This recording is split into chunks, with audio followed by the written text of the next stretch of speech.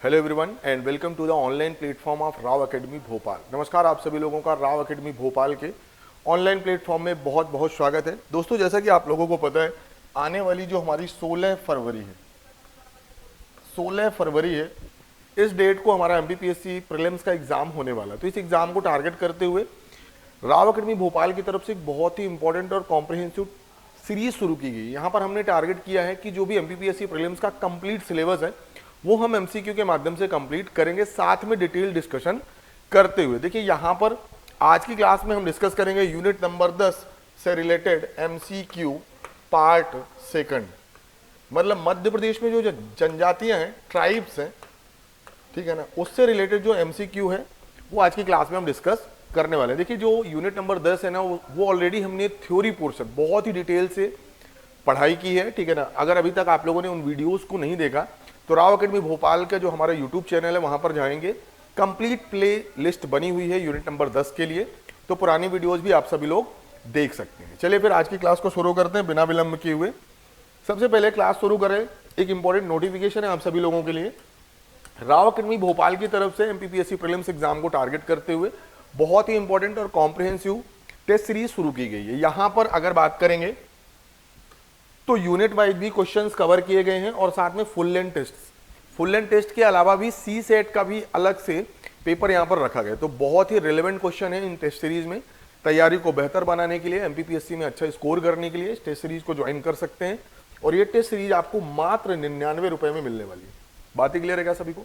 तो इतने कम पैसों में इतना अच्छी टेस्ट सीरीज आपको मिल रही है। क्लास खत्म होने के बाद आज ही ये जो दिया गया नंबर है 8319618002, इस नंबर पर कॉल करके खुद को रजिस्टर कर सकते हैं, ठीक है ना। चलिए आगे बढ़ेंगे। जो सबसे इंपॉर्टेंट नोटिफिकेशन आप सभी लोगों के लिए वो ये है, राव एकेडमी भोपाल का online application Google play store पर आ चुका है। तो अगर अभी तक आप लोगों ने इस एप्लीकेशन को डाउनलोड नहीं किया है तो क्लास खत्म होने के बाद या तो इस बार कोड का उपयोग करेंगे या सिंपली गूगल प्ले स्टोर पर आपको राव एकेडमी भोपाल सर्च करना है और इस एप्लीकेशन को डाउनलोड करना है। देखिए, ऐसा इसलिए बोल रहे हैं क्योंकि आगे आने वाली जो भी हमारी एजुकेशनल एक्टिविटीज होंगी वो इसी एप्लीकेशन पर होंगी। जैसे हमारी जो भी क्लासेस होंगी, लाइव क्लासेस, जो भी पीडीएफ नोट्स होंगे, मॉक टेस्ट हैं, तो वो सब चीजें आपको कहां पर मिलेगी? इसी राव एकेडमी भोपाल के ऑनलाइन एप्लीकेशन में। चलिए फिर आज की क्लास को शुरू करते हैं और आज की क्लास का पहला सवाल आपकी स्क्रीन पर है, ठीक है ना। When was the tribal and Harijan welfare department established? आदिवासी एवं हरिजन कल्याण विभाग की स्थापना मध्य प्रदेश में कब हुई थी? इंपॉर्टेंट क्वेश्चन है, आंसर सभी को करना है। आपको बताना है कि मध्य प्रदेश में ट्राइबल एंड हरिजन वेलफेयर जो डिपार्टमेंट है उसकी स्थापना कब हुई थी? ऑप्शन नंबर ए है 1962, ऑप्शन नंबर बी है 1965, ऑप्शन नंबर सी है 1971 या फिर ऑप्शन नंबर डी है 1975। देखिए, आंसर सभी को करना है और चीजों को ना नोट करते चलेंगे। मध्य प्रदेश में आदिवासी एवं हरिजन कल्याण विभाग की स्थापना कब हुई थी? देखिए, इसका जो करेक्ट आंसर है ऑप्शन नंबर बी 1965 और चीजों को नोट करेंगे। ये हेडक्वार्टर कहां पर है? भोपाल में। हेडक्वार्टर कहां पर है? भोपाल में, ठीक है ना। तो tribal and Harijan welfare department establish in 1965 और इसका जो हेडक्वार्टर है वो कहां पर है? भोपाल में। चीजों को स्क्रीनशॉट लेते चलेंगे। चलिए आगे बढ़ेंगे और अगला सवाल आपकी स्क्रीन पर है। Which of the following tribe has the cultural identity as Bhagoria dance style? निम्नलिखित में से किस जनजाति की सांस्कृतिक पहचान भगोरिया नृत्य शैली के रूप में है? आपको बताना है कि कौन सी जनजाति है जो भगोरिया नृत्य के लिए पहचानी जाती है, अपनी उसकी अलग कल्चरल आइडेंटिटी है भगोरिया उत्सव या Bhagoria dance. Option number A Baiga, option number B Bhil, option number C Korku या फिर ऑप्शन नंबर डी गोंड, ठीक है ना। देखिए, अलग अलग जो ट्राइब्स है उनकी अपनी अलग अलग कल्चरल आइडेंटिटी है। आपको बताना है कि जो भगोरिया डांस है, भगोरिया नृत्य है, वो किस जनजाति की अपनी एक अलग कल्चरल आइडेंटिटी है, सांस्कृतिक पहचान है, ठीक है। चलिए, इसका जो करेक्ट आंसर होना चाहिए ऑप्शन नंबर बी भील। आपको भी पता है कि जो भगोरिया नृत्य है वो भील जनजाति के द्वारा किया जाता है या फिर भील जनजाति भगोरिया उत्सव या भगोरिया नृत्य के लिए जानी जाती है, ठीक है ना। अगर बात करेंगे बैगा एक डांस होता है, दादरिया डांस, उसके लिए जानी जाती है दादरिया, ठीक है ना। अगर बात करेंगे कोरकू, खम्ब स्वांग एक लोक नाट्य है, फोक ड्रामा है, उसके लिए कौन सी जनजाति जानी जाती है? कोरकू। अगर बात करेंगे गोंड, तो गोंड जनजाति का प्रमुख नृत्य है कर्मा, सैला, बिल्मा, ठीक है ना। और दूसरा, जो गोंड जनजाति है अपनी एक अलग मैरिज ट्रेडिशन है जिसे बोलते हैं दूध लौटावा, दूध लौटावा, ठीक है ना। तो दूध लौटावा एक कल्चरल आइडेंटिटी है किस जनजाति की? गोंड।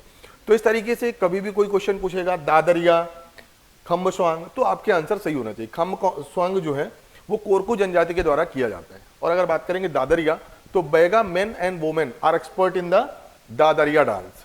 उम्मीद है बातें क्लियर होंगी, चीजों को नोट करते चलेंगे। चलिए आगे बढ़ेंगे और अगला सवाल आपकी स्क्रीन पर है, what is the literal meaning of Bhil? Bhil शब्द का शाब्दिक अर्थ क्या होता है? मतलब अगर बात करेंगे भील, तो भील का शाब्दिक अर्थ, literal meaning of the world Bhil, Bhil का मतलब क्या होता है?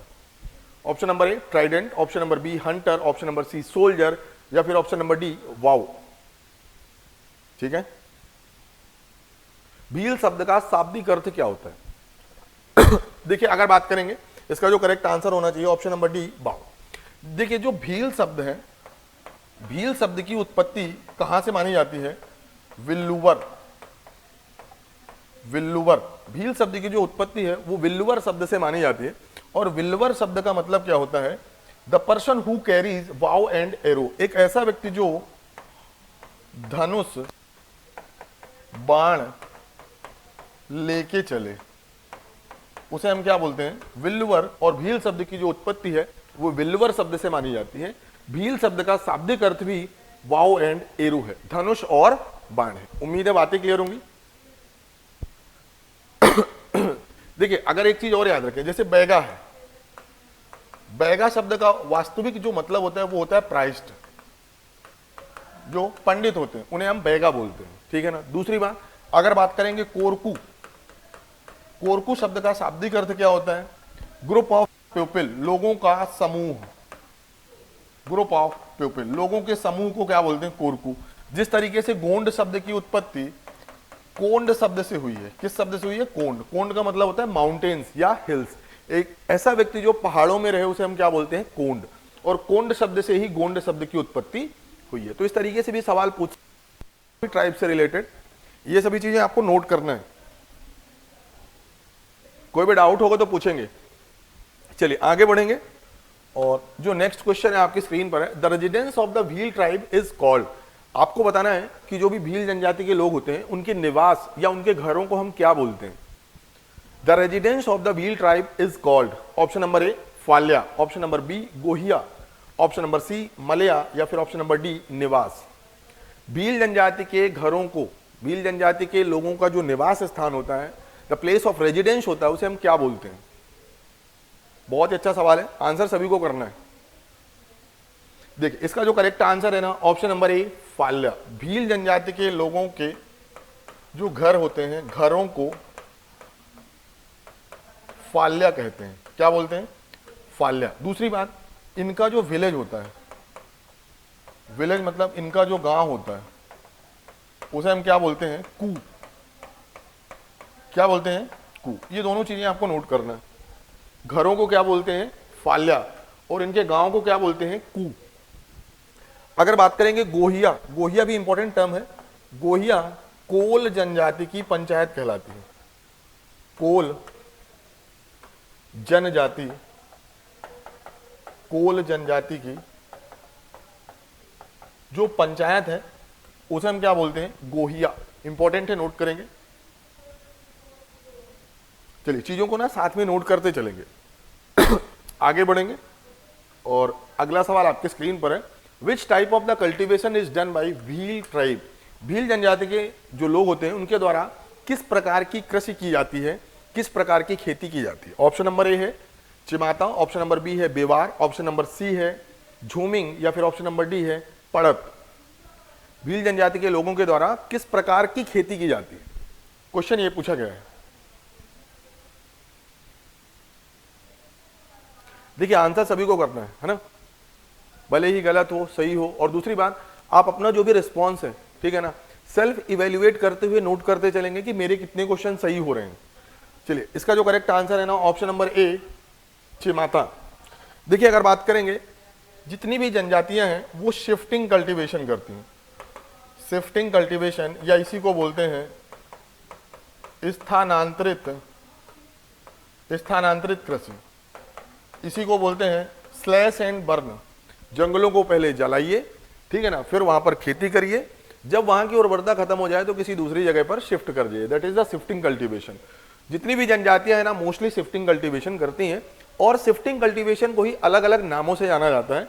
भील जनजाति के लोग जो शिफ्टिंग कल्टीवेशन करते हैं उसे हम क्या बोलते हैं, चिमाता। अगर बात करेंगे बेवार, बैगा जनजाति के लोग जो भी शिफ्टिंग कल्टीवेशन करते हैं उसे हम क्या बोलते हैं, बेवार। क्लियर होंगी सभी को? चलिए आगे बढ़ेंगे और अगला क्वेश्चन आपकी स्क्रीन पर है, which type of the carpet is famous of Bhil. Bhil जनजाति, ठीक है ना, किस प्रकार की कालीन के लिए प्रसिद्ध है, ठीक है ना, या किस प्रकार की जो कालीन है वो भील जनजाति की एक्सक्लूसिव है या अनन्य है। भारत में भील जनजाति के लोगों की अपनी एक अलग पहचान है, किस प्रकार की कालीन को लेके, ठीक है ना। ऑप्शन नंबर है woollen carpet, option number B है plastic carpet, option number C है थ्रेड कारपेट, या फिर ऑप्शन नंबर डी है पुंजा कारपेट। किस प्रकार की जो दरी होती है ना, कारपेट होती है, वो भील जनजाति के लोग फेमस हैं। किस प्रकार की कालीन के लिए भील जनजाति के लोग प्रसिद्ध हैं, फेमस हैं। देखिए, इसका जो करेक्ट आंसर होगा ना ऑप्शन नंबर डी, पुंजा कारपेट या पुंजा दरी। इंपॉर्टेंट है, नोट करेंगे सभी लोग। और दो जिले आपको याद रखना है, झाबुआ प्लस अलीराजपुर। आपको भी पता है ये वो जिले हैं जहां पर भील जनजाति के लोग निवास करते हैं, और भील जनजाति के लोगों के द्वारा जो बनाई जाती है पुंजा कारपेट उसके लिए बहुत फेमस है, ठीक है। चलिए आगे बढ़ेंगे और अगला जो सवाल है आपकी स्क्रीन पर है, majority of the Baiga falls under which district of the Madhya Pradesh. कुल मिला के इस क्वेश्चन को अगर दूसरी तरीके से पूछा जाए, जो बैगा चक क्षेत्र है, बैगा चक क्षेत्र है, बैगा चक क्षेत्र, जहां पर बैगा जनजाति के लोग, ठीक है ना, कॉन्सेंट्रेटेड है, अधिकतर आपको बैगा जनजाति के लोग ही मिलेंगे। तो बैगा चक क्षेत्र जो है या मोस्ट ऑफ द जो बैगा ट्राइब्स है वो मध्य प्रदेश के किस जिले में है। ऑप्शन नंबर ए है डिंडोरी, ऑप्शन नंबर बी है शहडोल, ऑप्शन नंबर सी है मंडला, और ऑप्शन नंबर डी है बालाघाट। जो बैगाचक क्षेत्र है वो मध्य प्रदेश के किस जिले में है, क्वेश्चन ये पूछ रहा है, बैगाचक क्षेत्र मध्य प्रदेश के किस जिले में है। देखिए, इसका जो करेक्ट आंसर होना चाहिए ऑप्शन नंबर ए, डिंडोरी। जो बैगाचक क्षेत्र है वो आपको कहां पर देखने को मिलेगा, डिंडोरी, ठीक है ना। Mostly concentrated area of the Baiga tribe कहां पर मिलेगा आपको, डिंडोरी। चलिए आगे बढ़ेंगे और अगला सवाल आपकी स्क्रीन पर है, which tribe is mainly resident of the western Madhya Pradesh. निम्नलिखित में से आपको बताना है कि कौन सी जनजाति है जो मध्य प्रदेश के पश्चिमी भाग में अधिकांशतः आपको मिलेगी, ठीक है। ऑप्शन नंबर ए है गोंड, ऑप्शन नंबर बी है भील, ऑप्शन नंबर सी है पनिका, या फिर ऑप्शन नंबर डी है कोरकू। आपको बताना है कि मध्य प्रदेश में जो पश्चिमी हिस्सा है वहां पर मुख्य रूप से कौन सी जनजाति मिलेगी। बहुत ही इजी सा क्वेश्चन है, आप सभी लोग आंसर करेंगे। चलिए देखिए, इसका जो करेक्ट आंसर होना चाहिए ऑप्शन नंबर बी, भील। अब एक बार फिर से हम पढ़ेंगे कि मध्य प्रदेश में अगर बात करेंगे जनजातियों के डिस्ट्रीब्यूशन या विस्तार की, उत्तर वाला जो हिस्सा है मध्य प्रदेश का, जो सेंट्रल इंडिया प्लेटू है या मध्य प्रदेश का जो नदर्न पोर्शन है, वहां पर आपको मुख्य रूप से सहारिया जनजाति मिलेगी। अगर बात करेंगे मध्य प्रदेश का जो पश्चिमी हिस्सा है, मालवा का पठार वाला जो क्षेत्र है, वहां पर आपको मुख्य रूप से भील जनजाति के लोग मिलेंगे। अगर बात करेंगे नॉर्थ ईस्ट या रीवा पन्ना का जो पठार है, रीवा सतना सीधी, यहां पर आपको मिलेगी कोल जनजाति। अगर बात करेंगे नर्मदा घाटी वाला जो क्षेत्र है, नर्मदा नदी के दोनों किनारे, वहां पर आपको मिलेगी गोंड जनजाति, ठीक है। अगर मध्य प्रदेश के दक्षिण वाला जो हिस्सा है, सतपुड़ा पर्वत की बात करेंगे, सतपुड़ा महकाल रेंज की बात करेंगे, वहां पर आपको मुख्य रूप से कोरकू जनजाति देखने को मिलेगी। अगर पूर्वी सतपुड़ा की बात करें तो यहां पर दो जनजातियां हैं, एक तो है Baiga south east portion of the Madhya Pradesh, और दूसरा है भारिया जो कि छिंदवाड़ा जिले के तामिया तहसील की जो पातालकोट वैली है, पातालकोट घाटी है, वहां पर आपको भारिया जनजाति देखने को मिलेगी। तो इस तरीके से भी आप समझ सकते हैं मध्य प्रदेश के उत्तर में सहारिया, पश्चिम में भील, उत्तर पूर्व में कोल, दक्षिण में कोरकू, नर्मदा नदी के दोनों किनारे पर गोंड, और जो साउथ ईस्ट पोर्शन है बेसिकली अगर बात करेंगे मंडला, बालाघाट, छिंदवाड़ा, सिवनी, यहाँ पर आपको भारिया जनजाति और गोंड जनजाति के लोग देखने को मिलेंगे। बातें क्लियर है क्या सभी को? चलिए आगे बढ़ेंगे और अगला सवाल आपकी स्क्रीन पर है, what kind of the cultivation is done by Baiga tribe? Baiga जनजाति के लोग किस प्रकार की खेती करते हैं? ऑप्शन नंबर ए है बारी, ऑप्शन नंबर बी है बेवार, ऑप्शन नंबर सी है both A and B, and option number D है नन ऑफ द एबव। ठीक है ना? बैगा जनजाति के लोग किस प्रकार की खेती या किस प्रकार की एग्रीकल्चर करते हैं? ऑप्शन नंबर ए है बारी, ऑप्शन नंबर बी है बेवार, बोथ या फिर none of the above. Answer सभी को करना है। ठीक है, इसका जो करेक्ट आंसर होगा ना option number C, both A and B. बारी का मतलब क्या होता है? फेंसिंग, खेतों के चारों तरफ फेंसिंग करना। ठीक है ना? फेंसिंग करना, इसी को बोलते हैं कंटूर फार्मिंग करना, वो बारी कहलाता है। और बेवार किसे बोलते हैं? शिफ्टिंग कल्टीवेशन को। बैगा जनजाति के लोग जो स्थानांतरित कृषि करते हैं उसी को हम क्या बोलते हैं? बेवार। उम्मीद है बातें क्लियर होंगी सभी को। जैसे भारिया जनजाति के लोग जो भी शिफ्टिंग कल्टीवेशन करते हैं उसे हम क्या बोलते हैं? दाहिया। क्या बोलते हैं? दाहिया बोलते हैं। भील जनजाति के लोग जो भी करते हैं उसे हम क्या बोलते हैं? चिमाता। बैगा जनजाति के लोग बेवार। ठीक है, तो ये सभी चीजें नोट करना है, एज इट इज क्वेश्चन पूछे जाते हैं। चलिए स्क्रीनशॉट चलेंगे हर एक क्वेश्चन का।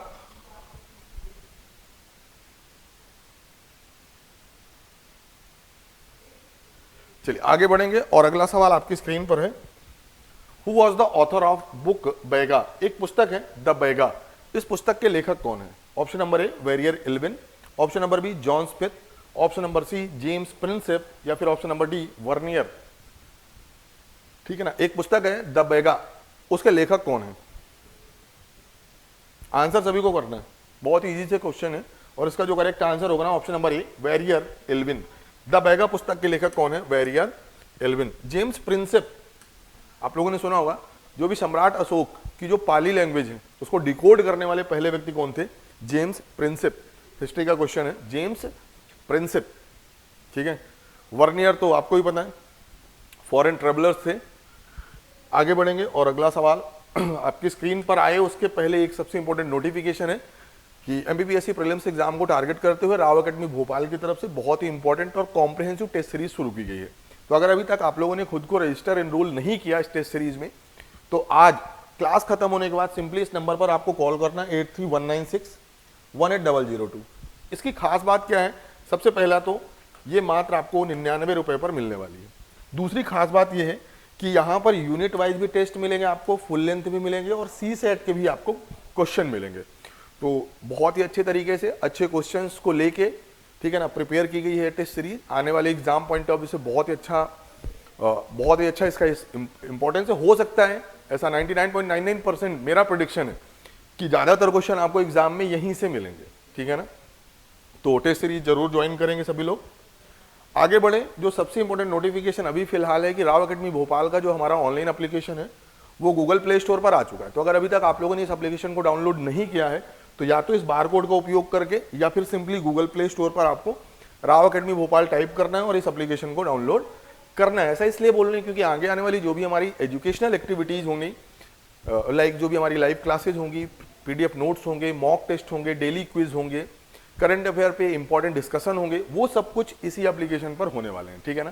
तो इस एप्लीकेशन को आज क्लास खत्म होने के बाद ना खुद तो डाउनलोड करना है, साथ में दोस्तों को भी प्रमोट करना है कि राव अकेडमी भोपाल का जो एप्लीकेशन है वो गूगल प्ले स्टोर पर आ चुका है। ठीक है, चलिए आगे बढ़ेंगे और अगला सवाल आपकी स्क्रीन पर है, to whom Baiga consider their ancestor?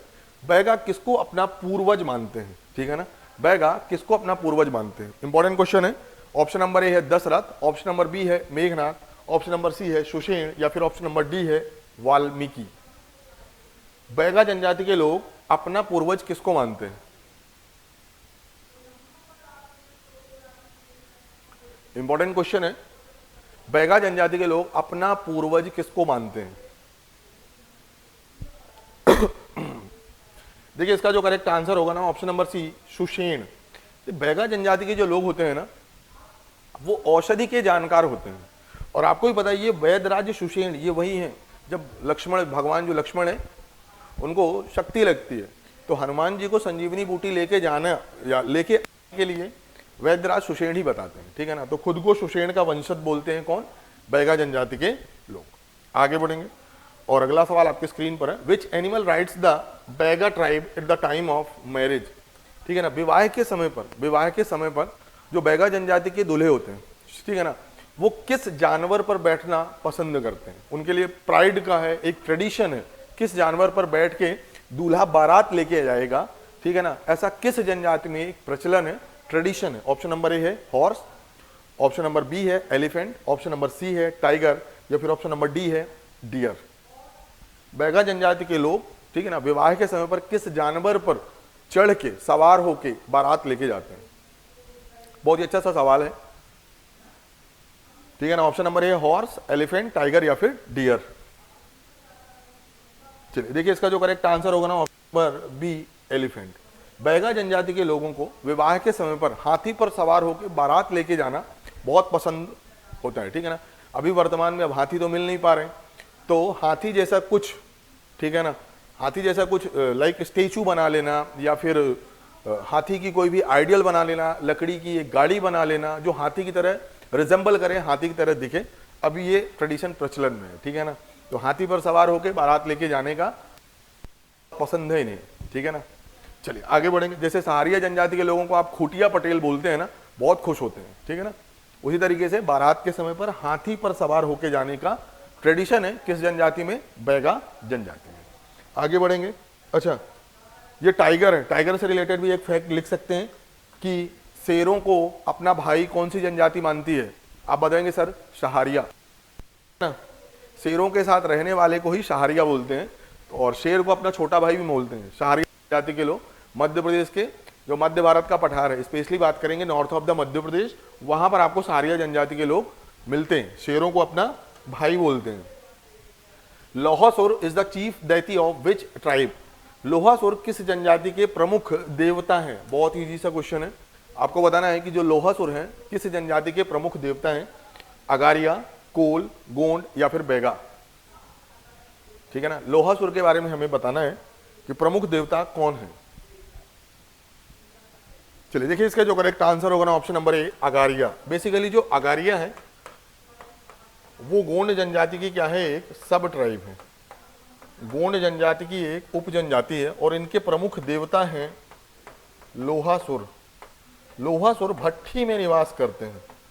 भट्टी मतलब बेसिकली फर्नेसेस, आग जहां पर जलती है वहां पर निवास करते हैं। और अगारिया जनजाति ही है जो लोहे के आविष्कारक माने जाते हैं, लोहे के आविष्कारक माने जाते हैं। इंपॉर्टेंट है सभी चीजें, नोट करेंगे। अगर बैगा जनजाति की बात करेंगे तो इनके प्रमुख देवता हैं बूढ़ा देव, जो कि साल के वृक्ष में निवास करते हैं। कहां पर निवास करते हैं? साल के वृक्ष में निवास करते हैं। इंपॉर्टेंट है, सभी लोग नोट करेंगे, ठीक है। चलिए आगे बढ़ेंगे और अगला सवाल आपकी स्क्रीन पर है, विच ट्राइब्स रेजिडेंस इज कॉल्ड धाना? आपको बताना है निम्नलिखित में से किस जनजाति के घरों को हम धाना बोलते हैं? क्या बोलते हैं? धाना। इंपॉर्टेंट है। ऑप्शन नंबर ए है भारिया, ऑप्शन नंबर बी है कोल, ऑप्शन नंबर सी है गोंड या फिर ऑप्शन नंबर डी है भील। आपको बताना है किस जनजाति के निवास स्थान या घरों को हम धाना बोलते हैं। इंपॉर्टेंट है।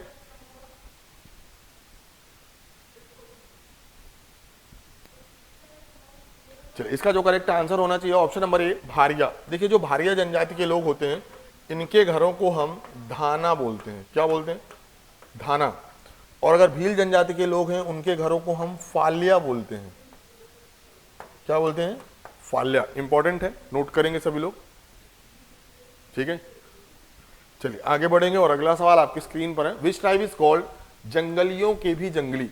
ठीक है ना, किस जनजाति को हमने ऐसा बोला है जंगलियों के भी जंगली, वाइल्डेस्ट ऑफ द वाइल्ड, ठीक है ना, जंगलियों के भी जंगली। ऑप्शन नंबर ए है बैगा, ऑप्शन नंबर बी है भारिया, ऑप्शन नंबर सी है सहारिया, फिर ऑप्शन नंबर डी है कोरकू। किस जनजाति को जंगलियों के भी जंगली बोला गया है? चलिए देखिए इसका जो करेक्ट आंसर होगा ना ऑप्शन नंबर सी सहारिया। और ये बात कब बोली गई? 1981 की जो जनगणना हुई, ये बहुत ही पिछड़े अभी भी इनका जो लिविंग स्टैंडर्ड है ना वो बहुत प्रिमिटिव है, इसीलिए सहारिया जनजाति को 1981 की जो जनगणना हुई उसके प्राप्त आंकड़ों के आधार पर जंगलियों के भी जंगली बोला गया है, ठीक है ना। और अगर बात करेंगे बैगा, भारिया और सहारिया, ये तीनों मध्य प्रदेश की क्या है? विशेष रूप से पिछड़ी जनजातियां हैं, विशेष रूप से पिछड़ी जनजातियां हैं। स्पेशली अगर बात करेंगे, बैकवर्ड ट्राइब है कौन सी? बैगा, भारिया और सहारिया। चीजों को नोट करेंगे। चलिए आगे बढ़ेंगे और अगला सवाल आपकी स्क्रीन पर है। Who is called the priest of Gond tribe? Gond जनजाति के जो पुजारी होते हैं, ठीक है ना, उन्हें हम क्या बोलते हैं? गोंड जनजाति के जो पुजारी होते हैं, जो प्राइस्ट होते हैं, उनको हम क्या बोलते हैं? विवाद, ओझा, देवरी या फिर none of the above? Gond जनजाति के जो प्राइस्ट होते हैं, जो पुजारी होते हैं, उनको हम क्या बोलते हैं? बहुत ही अच्छा सवाल है, आंसर सभी को करना है। चलिए देखिए, इसका जो करेक्ट आंसर होगा ना ऑप्शन नंबर सी, देवारी, ठीक है ना। देवारी या देवरी, उसे हम क्या बोलते हैं? गोंड जनजाति के जो प्राइस्ट होते हैं, पंडित होते हैं, उन्हें हम क्या बोलते हैं? देवारी। ओझा किसे बोलते हैं? जो तंत्र मंत्र, मैजिक, या फिर बोल सकते हैं ओझा मतलब फिजिशियन, झाड़ फूंक जो करते हैं, डॉक्टर दवाई का भी काम कर देते हैं। तो basically Ojha is related to the tantra mantra, like magician है, ठीक है ना, झाड़ फूंक है, या फिजिशियन है, जनरल फिजिशियन दवाई भी देते हैं, तो उसे हम बोलते हैं ओझा, ठीक है। चलिए आगे बढ़ेंगे और अगला सवाल आपकी स्क्रीन पर है। Which of the following tribe is considered as a inventor of comb? निम्नलिखित में से कौन सी जनजाति है जिसे हम कंघी के आविष्कारक के रूप में जानते हैं? मतलब कंघी के आविष्कारक के रूप में कौन सी जनजाति जानी जाती है? ऑप्शन नंबर ए है कोल, ऑप्शन नंबर बी है बंजारा, ऑप्शन नंबर सी है पनिका, या फिर ऑप्शन नंबर डी है सहारिया। कौन सी जनजाति है जो कंघी के आविष्कारक के रूप में जानी जाती है? आंसर सभी को करना है। देखिए क्वेश्चन गलत हो सकता है, सही हो सकता है, आंसर सभी को करना है और चीजों को नोट करते चलना है। कौन सी जनजाति है जिसे हम कंघे के आविष्कारक के रूप में जानते हैं? इसका जो करेक्ट आंसर होगा ऑप्शन नंबर डी, बंजारा, ठीक है ना। देखिए बंजारा क्या है? मध्य प्रदेश की जो घुमंतू जनजाति है उनमें से एक है। घुमंतू मतलब इनका कोई भी परमानेंट सेटलमेंट आपको देखने को नहीं मिलेगा, एक जगह से दूसरी जगह ये रिलोकेट करते रहते हैं खुद को, ठीक है ना, बंजारा जनजाति के लोग, और इन्हीं को कंघी के आविष्कारक के रूप में जाना जाता है। देखिए पनिका के बारे में खास बात है, ये कबीर पंथी होते हैं। पनिका जनजाति के लोग कबीर पंथी होते हैं, कबीर सेक्ट को फॉलो करने वाले होते हैं, ठीक है ना। चलिए आगे बढ़ेंगे और अगला सवाल आपकी स्क्रीन पर है। What is the number of tribes found in the Madhya Pradesh? Madhya Pradesh की अगर बात करेंगे तो जो जनजातियां हैं, जो शेड्यूल ट्राइब है, कितनी है? How many schedule tribe in Madhya Pradesh? Madhya Pradesh में कितनी जनजातियां पाई जाती हैं, ठीक है ना। ऑप्शन नंबर है 46, 48, 58 या 50। कितनी शेड्यूल ट्राइब है मध्य प्रदेश में?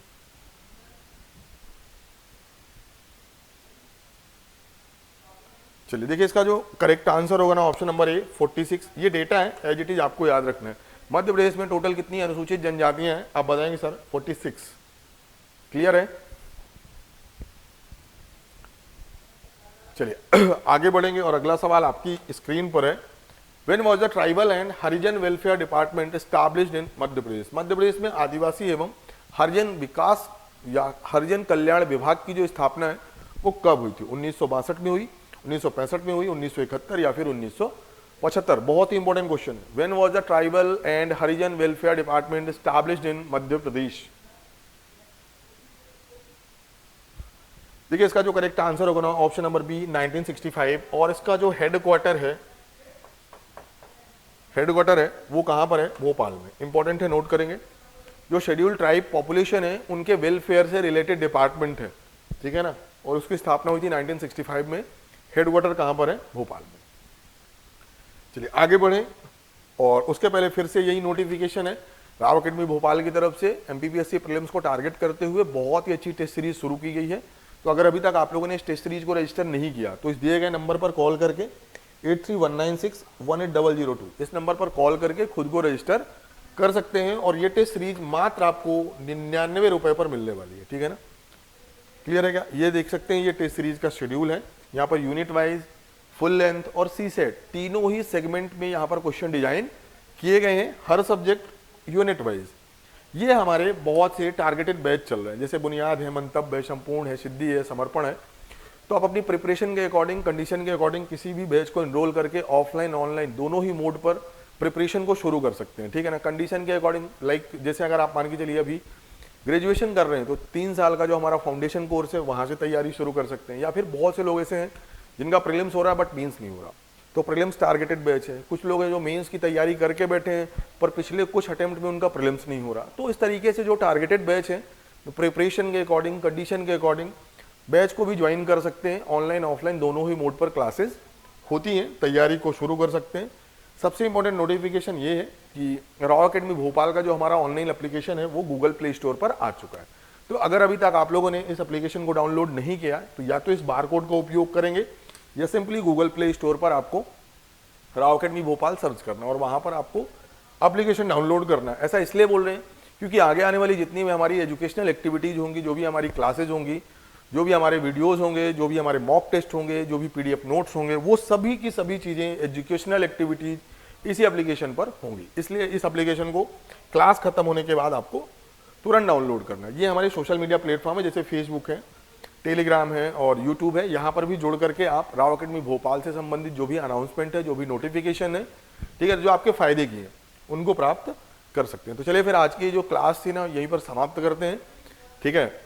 हमने यहाँ पर बहुत ही इंपॉर्टेंट क्वेश्चंस डिस्कस किए। आज से हमारा जो यूनिट नंबर 10 है, यूनिट नंबर 10 जो कि ट्राइब से रिलेटेड है, वो यहाँ पर कंप्लीट होता है, ठीक है ना। जिन्होंने अभी तक पुरानी क्लासेस नहीं देखी है, राव अकेडमी भोपाल के यूट्यूब चैनल पर आपको जाना है, वहाँ अलग से ही पूरा प्लेलिस्ट बना हुआ है। यूनिट नंबर 10 और यूनिट नंबर 5, 2 यूनिट हमारी कंप्लीट हुई, यूनिट नंबर 10 और यूनिट नंबर 5। अगर बात करेंगे unit number 10 specially design for the tribes and unit number 5 specially design for the polity. बातें क्लियर है क्या सभी को? तो चलिए फिर आज के सेशन को यहीं पर समाप्त करते हैं। आई होप आप लोगों को आज का सेशन अच्छा लगा होगा। तो सेशन को लाइक करना है, चैनल को सब्सक्राइब करना है और सबसे इंपॉर्टेंट दोस्तों के साथ ज़्यादा से ज़्यादा शेयर करना है। So thank you class and wish you all the best.